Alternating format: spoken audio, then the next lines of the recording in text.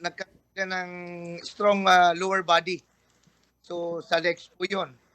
Kasi yun ang ground force po ng strength ng karate. Yes. Then nag-develop din po tayo ng skills nila itong later na. But then mahirap talaga kasi kailangan consistent yung program. Then ang adjust natin siyempre academic ng mga bata dapat hindi napapabayaan po yan. So nag-i-escape tayo sa training. So biliban po natin yung atleta natin dahil nag-aaral at the same time mag-train, mahirap po yun. Yes. Then isang nangyari sa atin sa Pangasinan is yung sunod-sunod na baha. So medyo nagkaroon kami ng 1 or 2 weeks po na delayed ang training kasi wala naman talaga mapag-trainingan. So medyo nasira ang conditioning natin doon. So inabol po natin yon. Sir Alejandro, paano po yung ginawa po nating pagpili dito po sa mga kalahok po natin for karate, especially ito po magpipresenta for the province of Pangasinan. Ano po yung mga yan? Datihan na din po sila na talaga nga naglalaro or meron din po yung mga bagong salta po ngayon? Ano po ng mga atleta po natin? Sa team po, mga lahat na national medalist. I mean, national medalist.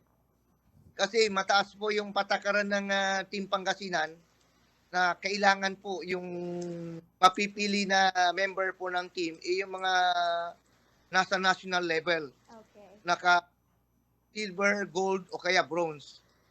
Ayun po yung po. Maganda naman ang result at nakasampu kami na qualified. So mini-maintain po namin yung status pero kailangan namin ng suporta ng ating Panginoon, siyempre, at may tigat natin, saka panalangin po ng mga kababayan natin na sana ma-maintain po natin yung magandang pinapakitang training ng mga bata. Especially this last 10 days po na ginawan ko sila ng training camp. Okay. Sir Alejandro, yung bilang neto pong babae versus sa mga kalalakihan po nating kalahoka, ilan po yung po natin dyan, division of labor po natin, sir? Paano pong division of labor po? Ilan po yung mga sumali po sa mga part ng atin po mga kababaihan and at the same time sa part din po ng atin po mga kalalakihan, sir? Sa babae, 5 tayo, no? Babae, no? 5 po. Tigli 5 sila. 5 babae, 5 lalaki. Okay. 6 pala na babae. Si Hailey. Si Gubinda. Jamira. Bea. Saka si Jillian Rain. 6 po. Dominant pala yung babae sa amin. Yes, sir. Sir, 4 na boys. Okay.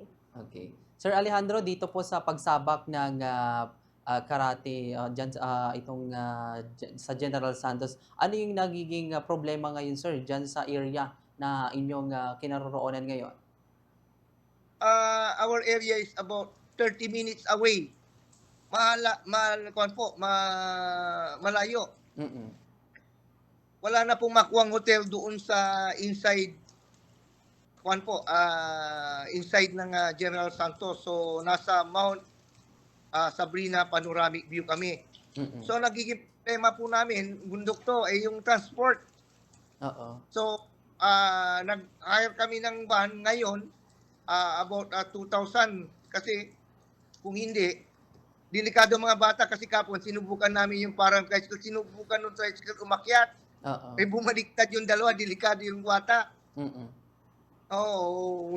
Gumanon yung yung parang tricycle na nila dito na parang mahaba. Hindi kaya, siyempre, number 1 yung safetyness ng mga atleta po natin. Yes, sir. Hindi tayo may provide ng LGU. Then, ang nangyari kahapon, nakadalawang parade po yung Pangasinan kasi yung mga Pangasinan na nakabili po doon sa Dadyangas Elementary School, hindi agad nasundo. So, ano nangyari? Nauna tuloy yung team karate nandito. So, kami hindi namin sila pwedeng hintayin kasi ongoing na yung parade, pumapasok. So Mm. nangyari, pumarada na yung karate. Then Mm. nakiusap ako nung dumating yung ibang contingent ng Pangasinan, kung pwede, buong Pangasinan parada. So naging dalawa tuloy ang parada natin.